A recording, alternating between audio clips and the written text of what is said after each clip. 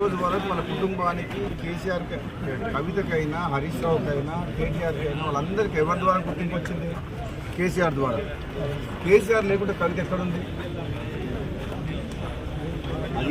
అది ఒక కుటుంబంలో ఆధిపత్య పోరు కాస్త బయటకు వచ్చి పార్టీ పెట్టింది. నిజంగా ఇది పెద్ద జోక్. కవిత పార్టీ కవిత డెఫినెట్గా మొట్టమొదటి సమావేశాలనే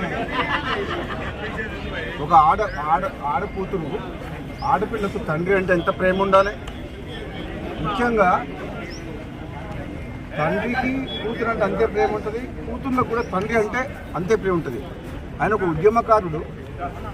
కేసీఆర్ తెలంగాణ రాష్ట్ర ఏర్పాటులో కృషి చేసిన వ్యక్తి. అటువంటి వ్యక్తిని స్వయాన కూతురే ఆ విధంగా మాట్లాడడం అనేది డెఫినెట్గా ఆమె మొట్టమొదటి సమావేశాలనే తప్పు చేసింది. దాంతోనే తెలంగాణ ప్రజలందరూ కూడా ఆలోచించుకుంటారు ఏమని. తండ్రిని గౌరవించుకోలేని మనిషి ప్రజలకు తల్లి ఎట్లయితుంది? ఏదైతే నేను తీవ్రంగా బాధతో చెప్తున్నాను. చాలా తప్పు మాట్లాడింది కవిత. నీకు మీ అన్నతోడు కోపం ఉండొచ్చు, నీకు అధికారం కావాలని ఆశ ఉండొచ్చు, అంతేగాని దానికోసం నువ్వు ఫైట్ చేసి తప్పులేదు. కానీ నువ్వు మీ సొంత కన్న తండ్రిని ఆ మాట అనడం, నీవేదో చేస్తా తెలంగాణలో అని అంటే నువ్వు ఎవరు నమ్ముతారు? నేను అసలు యాక్చువల్గా క్లారిటీగా ఇంతవరకు మాత్రం లిక్కర్ కుంభకోణంలో క్లీన్ చిట్ ఎక్కడొచ్చింది? మద్యం కుంభకోణం విషయంలో కోర్టు ఇంకా పెండింగ్లే ఉన్నది.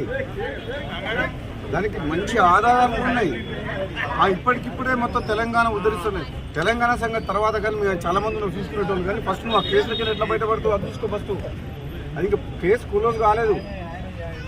నిజంగా ఈ రాజకీయ పార్టీ పెట్టడం అంటే అంతకుముందు గతంలో ఒకసారి కేసీఆర్ అన్నట్టు పార్టీ పెట్టడం అంటే పాండవ పెట్టినట్టు అయిపోయింది.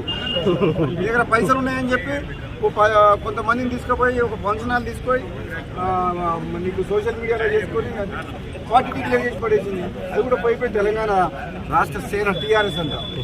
ఎంత తెలివిగా ఆ పేరును వాడుకొని ఏదో కొన్ని సీట్లు మాట్లాడుకొని మళ్ళీ రేపొద్దున ఏదైనా గెలిచి రాజకీయ లబ్ధి కోసం ప్రయత్నం చేసింది తప్పితే కవిత వల్ల ఏమి ఊరు లేవదు,